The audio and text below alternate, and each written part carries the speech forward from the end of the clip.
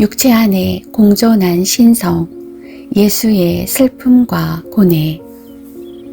예수 그리스도는 성경에서 인간의 육체를 입고 세상에 오신 신성과 인성이 한 몸에 공존하는 하느님의 아들로 묘사됩니다.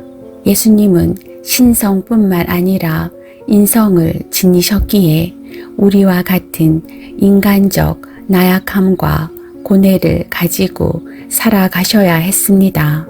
예수님은 성인이 되어서 하늘로부터 이 땅에 나타난 것이 아니고 성모 어머님께 성령으로 잉태되어 인간의 아기처럼 성모님 태 안에서 10개월을 머무셨고 인간의 아기처럼 이 세상에서 출산되어 영아, 유아, 유년, 청소년, 청년 시절을 인간 세상에서 성장하셨기 때문에 더더욱 예수님 안에는 인성과 인간에 대한 사랑과 연민이 아주 깊게 자리 잡았던 것 같습니다. 예수님의 인성은 성경 곳곳에서 드러나며 우리 인간 세상에 오셔서 인간의 감정과 일상을 경험하시면서 우리 인간과 같은 삶을 살아가시면서 예수님은 인간으로서의 연약함을 드러내시며 이를 통해 우리와 함께 아파하고 공감하시는 모습을 보여주셨습니다. 그러나 예수님은 이러한 인간적 나약함의 한계를 하느님에 대한 믿음과 순종으로 승화시키며 신성을 가진 존재로서 신앙의 완성을 우리들에게 보여주셨습니다. 다음은 성경 속에서 예수님의 인성이 두드러지게 나타나는 사례들과 이를 통해 드러난 인간적 고뇌와 신앙적 승화의 과정을 보여드립니다. 목수의 삶을 사셨던 예수님. 예수님은 공생활을 시작하기 전까지 요셉의 아들로서 목수의 일을 하셨습니다. 사람들은 예수님을 그 목수라고 부르며 사회적 지위가 낮은 예수님으로 기억했습니다. 예수님은 노동의 고됨과 땀 흘려 일하는 기쁨과 고단함을 아셨습니다. 손에 굳은 살이 박히고 무거운 나무를 다루며 살아가는 삶은 평범한 인간의 일상과 다르지 않았고 이를 통해 인간적인 경험을 하고 계셨습니다. 이 목수의 삶으로서 신이 가장 낮은 자의 삶에 함께 하신다는 신앙적 승화의 의미도 담겨 있습니다. 광야에서 겪으신 유혹과 고통. 예수님은 성령에 이끌려 40일간 광야에서 금식하신 후 극심한 배고픔과 육체적 고통을 느끼셨습니다. 육체적 배고픔은 인간이라면 누구나 느낄 수 있는 나약함입니다.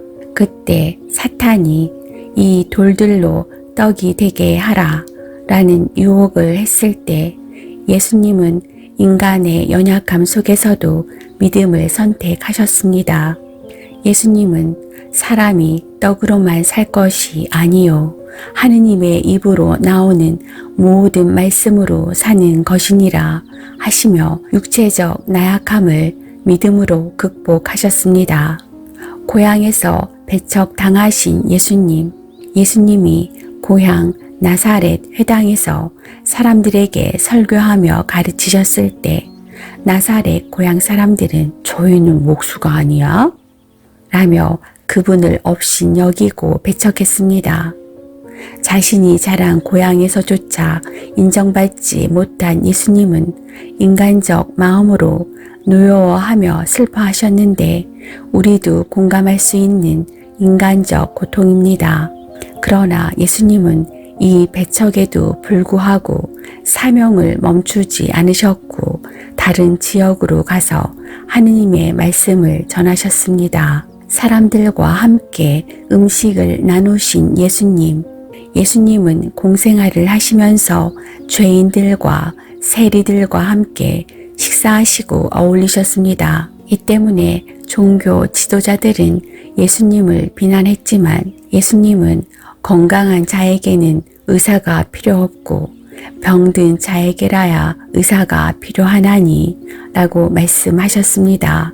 예수님은 누구와도 벽을 두지 않으시고 함께 음식을 나누며 친밀한 관계를 맺으시면서 인간적 친근함을 보여주셨습니다.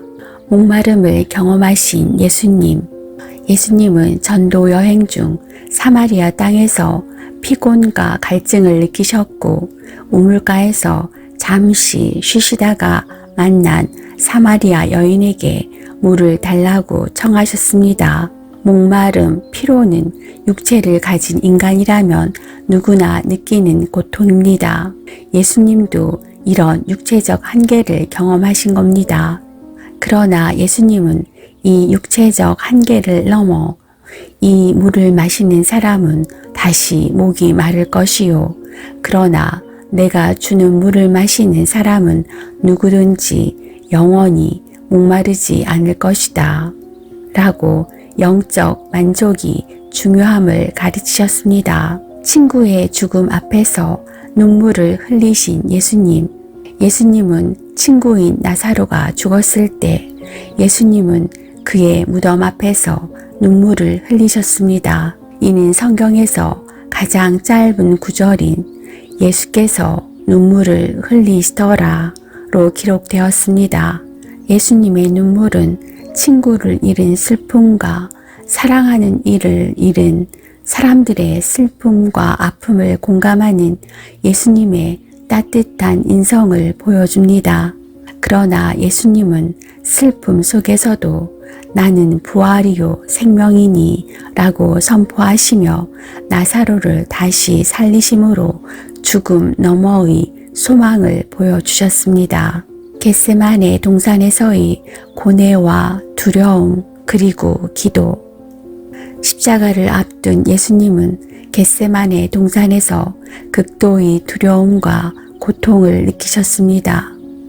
성경에서는 나의 마음이 매우 고민하여 죽게 되었으니 라고 예수님의 고백을 전합니다. 그러면서 제자들에게 기도해 달라고 부탁하시며 제자들에게 의지하는 인간적인 나약함과 극도의 두려움을 가감없이 표현하셨습니다. 이는 예수님이 신성과 함께 인간적인 감정과 고뇌를 온전히 경험하셨음을 보여줍니다. 죽음을 앞둔 두려움과 고통은 인간이라면 피할 수 없는 감정입니다. 예수님은 할 수만 있으면 이 잔을 제게서 지나가게 하옵소서 라고 기도하며 인간적 나약함을 보여주셨습니다. 그러나 예수님은 나의 원대로 마시옵고 아버지의 원대로 하옵소서 라고 기도하며 하느님의 뜻을 따르는 신앙적 결단을 내리셨습니다. 인간으로서의 나약함과 두려움을 직면하면서도 신앙을 통해 하느님의 뜻을 따르는 예수님의 순종과 믿음을 보여줍니다. 예수님은 마지막 순간까지 사랑하셨던 제자들로부터 배신을 경험하셨습니다. 가롯 유다는 예수님을 은하 30냥에 팔았고 베드로조차 3번이나 예수님을 부인했습니다. 체포되시는 순간 제자들이 그를 버리고 도망가는 모습들도 보아야만 했습니다. 가까웠던 사람들에게서 배신당하는 것은 누구에게나 아픈 경험입니다. 예수님은 사랑한 제자들의 배신과 버림을 통해 인간적 외로움과 상처를 느끼셨습니다. 그러나 예수님은 배신과 외로움 속에서도 제자들의 부족함과 나약함을 이해하시고 끝까지 그들을 사랑하셨습니다. 예수님의 무한한 용서와 사랑을 증명합니다.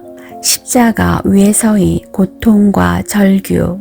십자가에 못 박힌 예수님은 육체적 고통뿐만 아니라 영적 고립감 속에서 엘리 엘리 라마 사박다니 나의 하느님, 나의 하느님, 어찌하여 나를 버리셨나이까?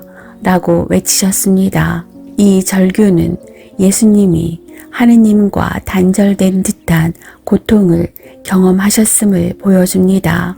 예수님은 인간이 느낄 수 있는 가장 깊은 고통과 외로움을 체험하셨습니다. 비록 예수님이 그토록 사랑했던 제자들과 인간들의 배신과 모욕을 당하고 죽음의 고통 속에서 하느님과의 분리를 경험하며 극도의 두려움과 고통을 느끼면서도 예수님은 끝까지 하느님께 의지하며 우리의 죄를 대신 짊어지고 예수님의 사랑을 보여주며 인간의 나약함을 넘어서 죽음을 받아들이셨습니다.